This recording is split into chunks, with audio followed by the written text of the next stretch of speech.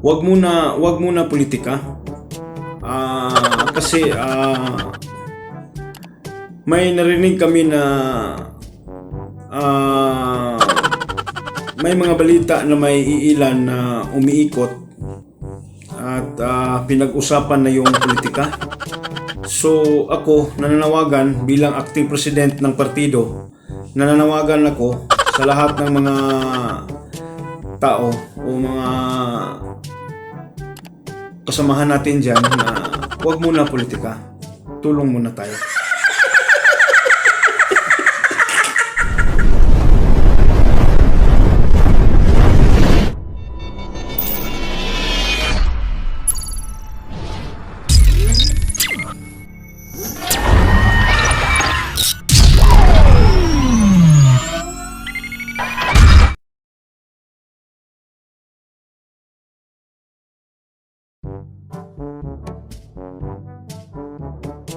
Isang napakagandang araw na naman po sa inyong lahat mga kasans. Welcome back sa ating channel, Sano Republic.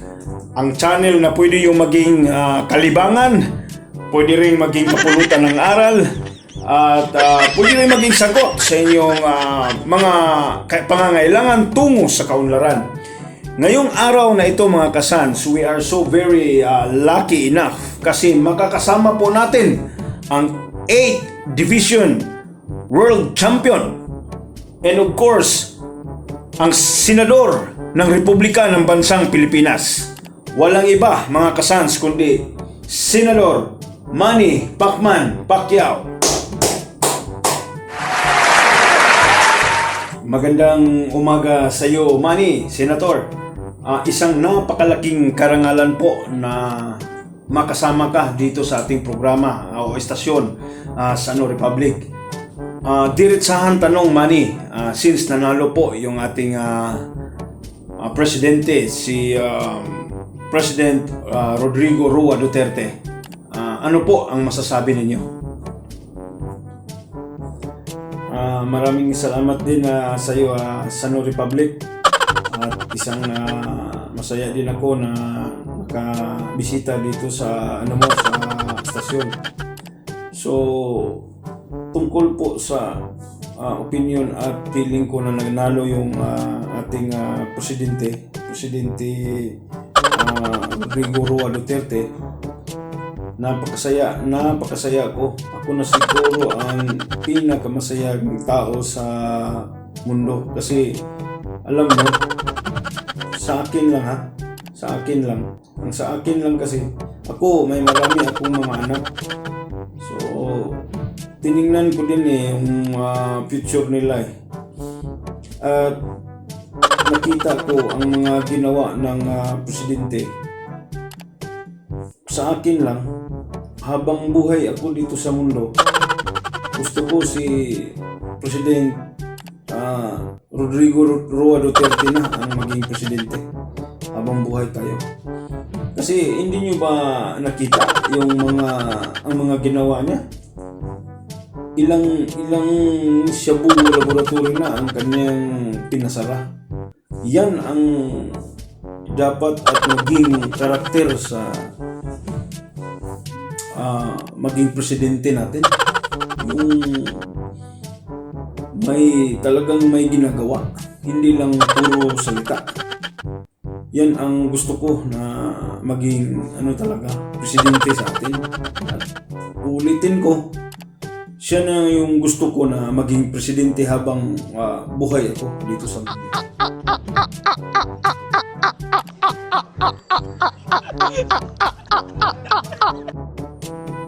Senator, one last question, Senator. May ambisyon ba ho kayo na maging presidente ng Republika ng Pilipinas? Magandang tanong yan. Pero sa ngayon, ang pagtuunan muna natin ng pansin is yung Senate kasi diyan tayo inihalal ng taong bayan, no? Pagka senador. So, yung pagtungkol sa pagiging presidente, hindi pa po pumasok sa isipan natin yan. Kasi may magandang pangulo pa tayong lilid sa natin bansang Pilipinas. Ba't pa po natin hanapin ng ibang presidente? So ang sa akin lang, ang gusto ko ngayon is pagtuunan ng pansin ng mga bills na isusulong ko, at saka sa boxing career ko din. Hanap tayo kung may libre tayong time, mag-isayo para at least kapagbigay tayo ng karangalan din naman at yung mapasaya natin yung ating mga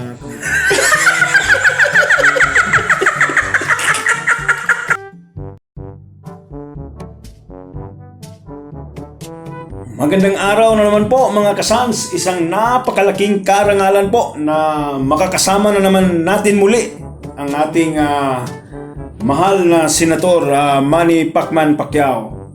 So magandang araw sa iyo Manny. So diretsahan tanong Manny, ano po ang naging opinion ninyo sa patukol po sa mainit na issue ngayon tungkol sa West Philippine Sea? Patungkol sa West Philippine Sea, ang sa akin lang medyo nakukulangan ako sa aksyon ng Pangulo kasi kumpara dun sa statement na bago pa siya tumakbo, sana gawin na yun para di mawala yung respeto. Kasi kung natandaan nyo, sinabi niya na mag-jet ski siya at pupunta sa yung tawag ng isla na yan at itatayo yung bandila. Doon talagang aminin ko, talagang proud tayong lahat. At lumakas yung loob natin. Sana gawin na yun kung ano man yung sinabi niya, pagtanggol yung West Philippine Sea sa ating mga kababayan. So gusto ko lang itanong itong tanong na ito, Senator. May balak ba ho kayong tatakbo ng presidente ng Pilipinas? Sa tanong yan kung may balak pa akong maging presidente ng Pilipinas. Alam mo,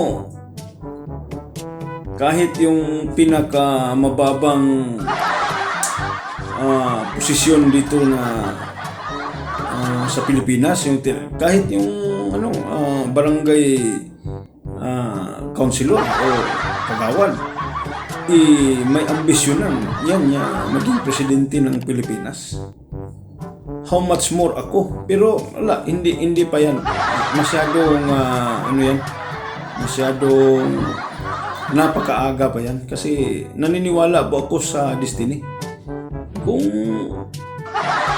papalarin, kung destiny mo talaga na maging presidente ka. So tayo, tiningnan natin ngayon, ang priority muna natin ngayon is pagtulong sa mga mahihirap. Kasi alam mo, kaya galit na galit ako sa mga kurap. Nag-iinit yung ulo ko sa mga kurap kasi hindi nila naramdaman kung paano maging mahirap pulubi. Ako, hindi na. Damang-dama ko yan ang pagiging pulubi. Kasi dyan tayo galing Naranasan nyo na ba na walang kain-kain sa isang araw? Tanging tubig lang yung iniinom ko. Kasi dyan tayo galing. Alam natin yung pamumuhay ng isang pulubi, isang hirap. Na na rin natin, nagawa na rin natin yung na-try na rin natin yung makahumiga sa kalsada, yung sa labas. Kaya damang-dama ko yan. Mahirap, kaya gusto ko tulungan talaga yung ating mga kababayan. Kasi nasasaktan ako eh. Nasasaktan ako na yung mga kasamahan natin umiikot na para mamulitika. Sumasakit ang loob ko na maalala yung mga mahirap nating kababayan. Inuuna pa yung pamumulitika. May dapat tayong tulungan yung mga mahirap. Dapat ako, sa akin lang ha, damang-dama ko talaga ang mga mahirap. Gusto kong tulungan lahat yan. Bigyan ng bigas para may makakain araw-araw. Ulam. Isang lata lang. Noodles. Yan ang plano ko. Long-term goal yan. Kasi, init talaga ang ulo ko. Init talaga. Kaya, maraming salamat at may sa New Republic may mga huling isda eh. Gusto kong kunin ito eh kasi ipamimigay sa mga sa mga mahihirap. Isdang mulmol. Talakitok na huli niya sa ito, gusto ko ito sa New Republic din eh, kaya subscribe na kayo sa channel niya sa New Republic. Yun yung tandaan niyo. Mga mahirap natin na kababayan dyan. Ano po ang naging plano mo, Manny, sa ating bansang Pilipinas? Kasi narinig ho namin na may plano ho kayo sa mga ating mga kababayan, lalo na yung mga mahihirap. Magandang tanong yan, magandang tanong yan. Yung mga plano ko sa Pilipinas. Kasi napansin ko lang kasi kung may time na pumunta ako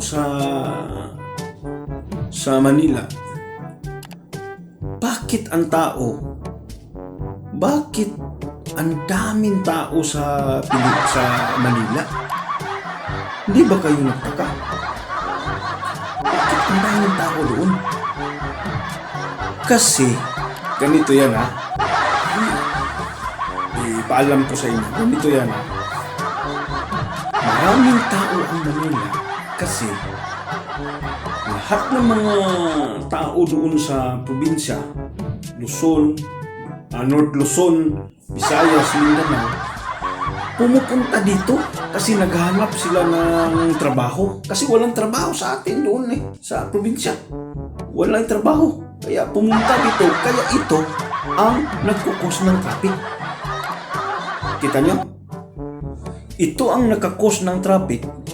Dumami ang mga tao para lang makakuha ng sweldo. Kasi iba ang sweldo dito sa Manila at sa probinsya. So ang gagawin natin, i-develop natin yung probinsya, yung Luzon. Kasi dalawa yan eh. Luzon, Mindanao at saka Visayas. Yung lahat ng mga tao doon, i-develop natin yung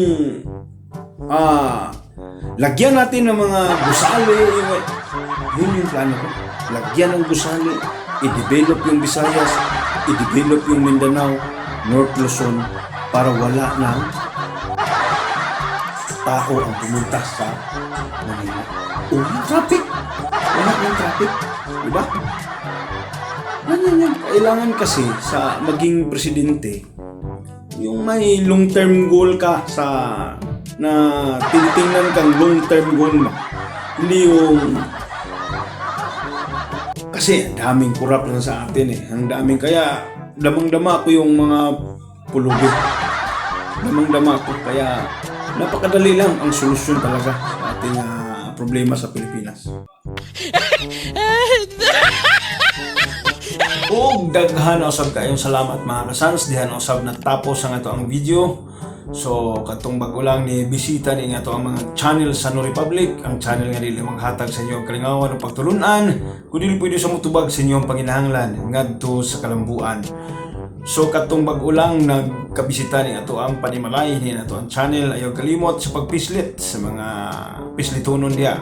Sama sa like, subscribe button o notification bell aron ma-notify ta sa ato ang mga coming pa ang mga videos. O katong mga nisuporta sa ato ang channel, permanente mo nga kinasing-kasing dai ko nga nagpasalamat permanente sa inyo ha. So sa dili pa ta man nagbulag-bulag, allow me nga maka-shoutout pod sa ato ang mga higala diha, no? Shoutout day una sa tanan kang Bill Katz o Pinuel Pauline. Shoutout sa imo Bill Katz. Shoutout pod kay Lawrence Romy Tatske. Shoutout ya sa iyo, shoutout yata. Shoutout pod kay Arnold Brian Cervera from Kilcoy. Shoutout sa imo ya Arnold pinakagahi ning point guard ni Roger Perez ba. Shoutout pod sa akong amigo nga naapod gihapon dia sa Kilcoy, walay lain ang kinagposgan. Gino Biula, Jen. Shoutout sa iyo Jen. Shoutout po sa iyang agaw diya nga si Wendell Pilapil.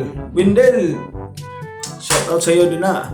Og sa dili pa ta man nagbulag-bulag mga kasans, tugutin ako sa ako nga mobili ni maong istorya mga kasans nga ang adlaw nga walay katawa o sa kaadlaw nga white pulos.